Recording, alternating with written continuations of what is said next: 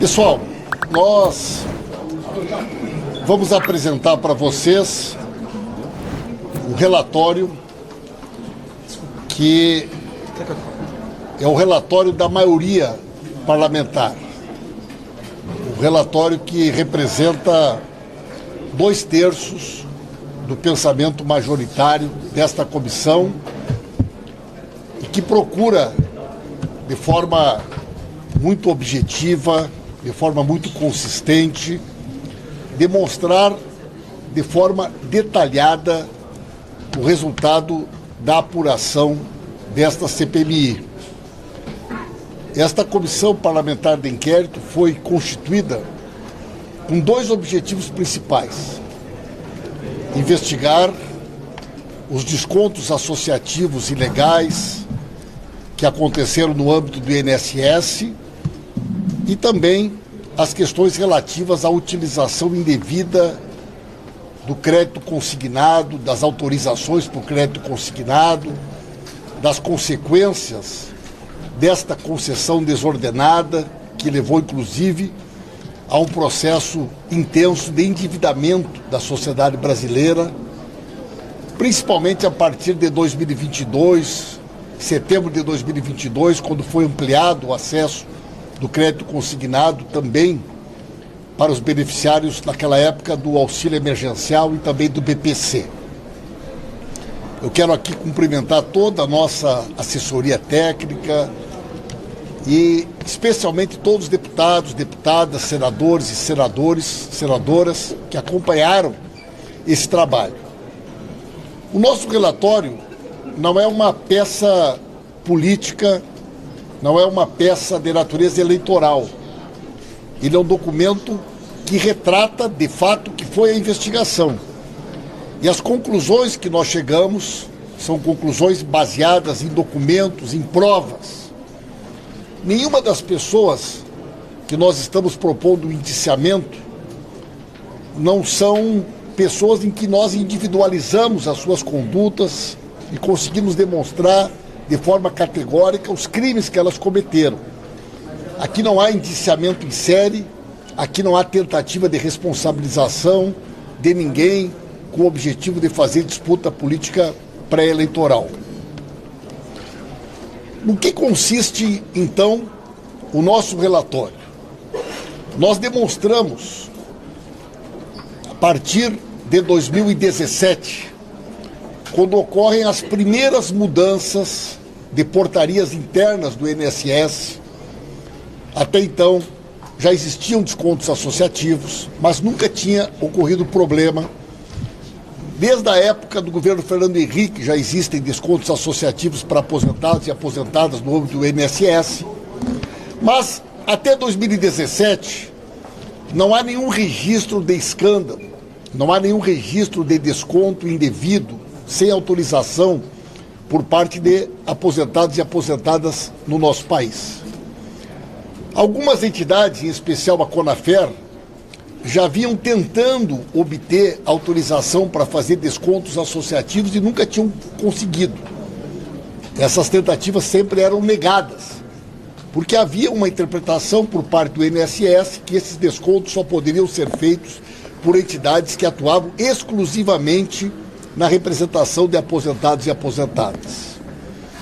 Após o afastamento da presidenta Dilma, após o golpe contra a presidenta Dilma, ocorre a primeira mudança importante. O INSS altera uma norma interna e permite que entidades, não exclusivamente de representação de aposentados e aposentadas, entidades que até então havia uma exigência do registro sindical, pudessem também pleitear junto ao INSS aquilo que a gente chama de ACT, que são, os acordos de cooperação técnica que permitem os descontos. Então, o ponto de partida desse escândalo é 2017, ainda no governo Temer. 2017 e 2018, já com essa mudança do INSS, a Conafer consegue, de forma precária, uma autorização, logo em seguida ela é suspensa e nós chegamos então em 2018, o ano da eleição, chegamos em 2019, início do governo Bolsonaro, e a partir de 2019, então, começam a ocorrer as grandes mudanças. A partir de 2019, se aprofundam mudanças internas, publicação de portarias, de decretos, que vão cada vez mais abrindo a possibilidade para que outras instituições e entidades pudessem fazer descontos de aposentados e aposentadas. Até que é publicado um decreto, assinado pelo Paulo Guedes, pelo Onyx Lorenzoni e pelo Jair Bolsonaro. Esse decreto disse o quê? Os descontos associativos podem ser firmados, os convênios, com entidades que, no seu estatuto, também, entre outras atividades, representem aposentados e aposentadas. Esta mudança foi que permitiu que entidades de toda ordem, clubes de seguro, associações que nunca tinham trabalhado com aposentados e aposentadas, pudessem passar a firmar os ACTs. Aí surgem as entidades fantasmas. Aí surge o grande volume de entidades que passam, então, a receber a autorização para fazer descontos associativos de aposentados e aposentadas. Só que havia um problema. Algumas dessas entidades tinham 3 associados, 4 associados, tinham autorização para descontos, mas não tinham associados.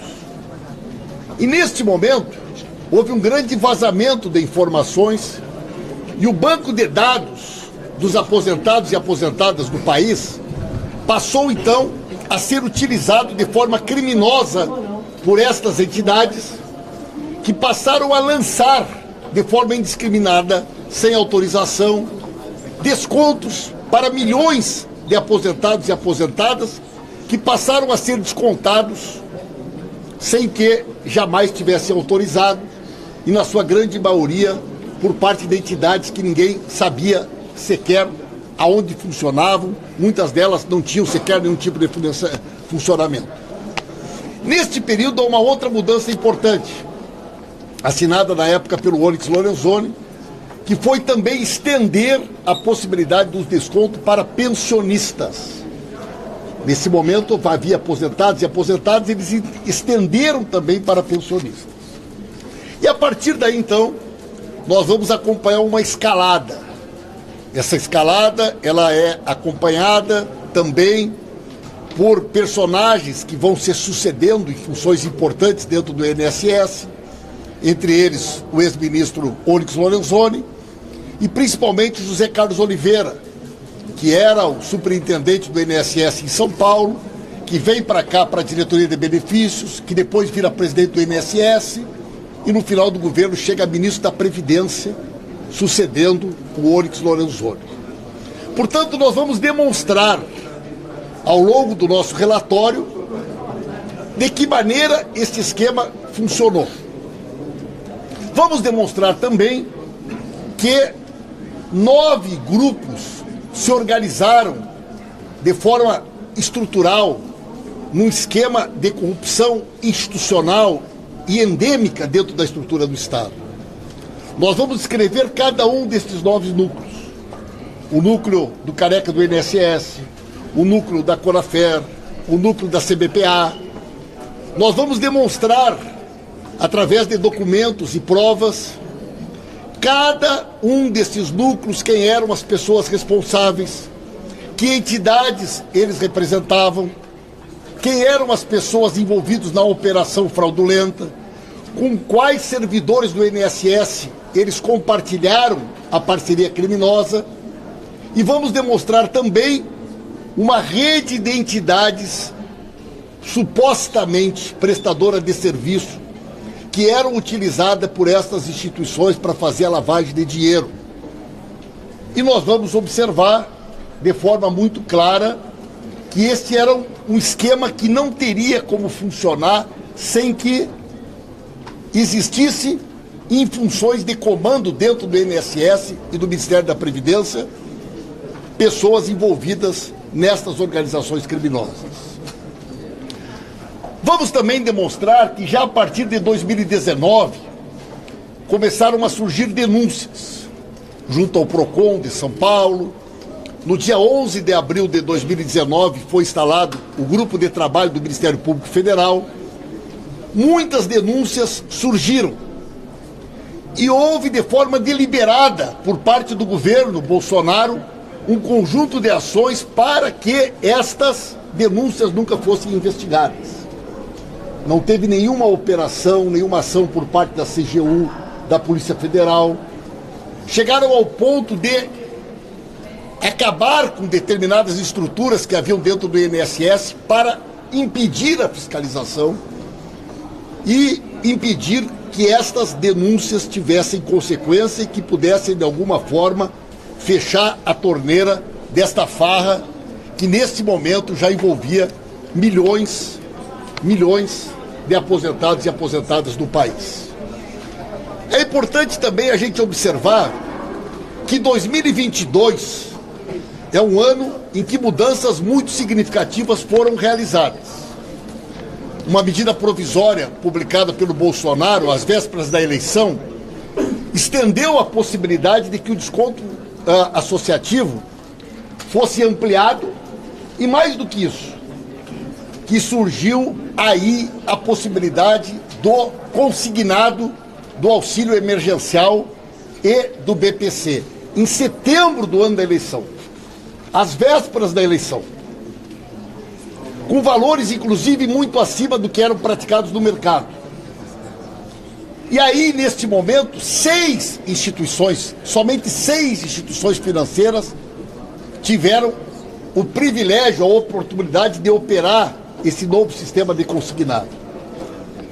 E vamos demonstrar também que ainda em 2022, já depois da eleição, Bolsonaro sanciona uma medida provisória. E esta medida provisória acaba com a necessidade da revalidação das autorizações. Isto ocorre em dezembro de 2022, às vésperas do Bolsonaro fugir para os Estados Unidos.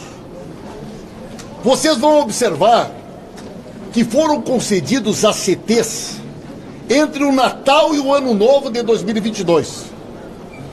Entre o Natal e o Ano Novo, em dezembro de 2022, já na transição, já com o Bolsonaro fugindo para os Estados Unidos, ainda foram concedidos ACTs.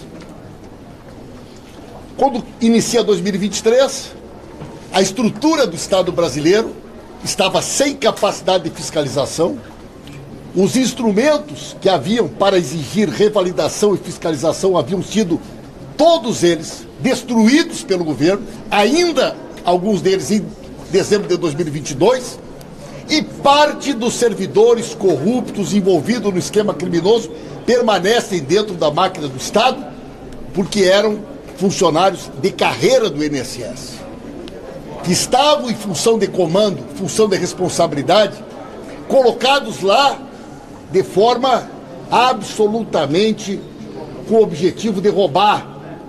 Estavam lá indicados pelo Onyx, pelo Zé Carlos Oliveira, com a supervisão do próprio Jair Bolsonaro. Se vocês observarem as orientações que vêm dos ministérios para subsidiar a elaboração das medidas provisórias assinadas pelo Bolsonaro, vocês vão ver que lá está detalhando, explicando para o Bolsonaro qual seria a consequência de cada medida provisória. Facilitar o acesso de entidades, dificultar, né, a fiscalização, fazer com que não houvesse mais a necessidade da revalidação das autorizações, que no início era de 1 ano, depois foi para 3 anos, e antes do Bolsonaro sair, ele acabou definitivamente. Portanto, nós vamos mostrar tudo isso no nosso relatório. Vamos mostrar também que há uma conexão direta entre este esquema criminoso e o movimento eleitoral que aconteceu no Brasil durante esse período. E nós vamos encontrar provas de que parte desse dinheiro roubado, tanto do INSS, como do esquema dos consignados, que naquela oportunidade fez com que houvesse um crescimento do chamado Bolso Master, Banco Master, que era o antigo Banco Master, e que também em 2021 passou a ter autorização para atuar como uma instituição financeira no governo Bolsonaro, quando Campos Neto era presidente do Banco Central. A mesma diretoria de benefícios do INSS, que operou esquemas dos ACTs, foi a diretoria que viabilizou que o Banco Master deixasse de ser o Banco Máxima e se tornasse o Banco Master. Há uma conexão direta entre o escândalo do INSS e o esquema do Bolsomaster. E nós vamos mostrar que parte do dinheiro roubado foi parar na campanha do Onyx Lorenzoni, que era ministro da Previdência do Bolsonaro, e parte do dinheiro roubado foi parar na conta da campanha do Tarcísio, então candidato a governador de São Paulo, e também do próprio Jair Bolsonaro. Dinheiro depositado pelo Zetel, que nada mais é do que o braço direito do Vorcaro, o cunhado do Vorcaro. Fala galera da Folha TV, não se esquece de se inscrever aqui no nosso canal para assistir programas como Folha Notícias Manhã, Folha Notícias Noite, o nosso Folha Entrevista e o nosso Barzinho das Meninas. Muitas coisas bacanas a gente acompanha por aqui e a gente precisa muito, muito do apoio de vocês para nosso trabalho jornalístico, investigativo, de curadoria de conteúdo, com vocês ajudando no nosso Pix, folhademocrata@gmail.com, ou mandando superchats, valeu demais, e os recursos financeiros, tornando-se membro do nosso canal, no nosso curso de jornalismo básico, para você ficar muito bem informado a respeito de tudo. Queridos e queridas, muito obrigado pela presença de todos vocês, vida longa e próspera, cuidem-se, cuidem dos seus, e não esquece de se inscrever aqui na Folha TV. Até mais!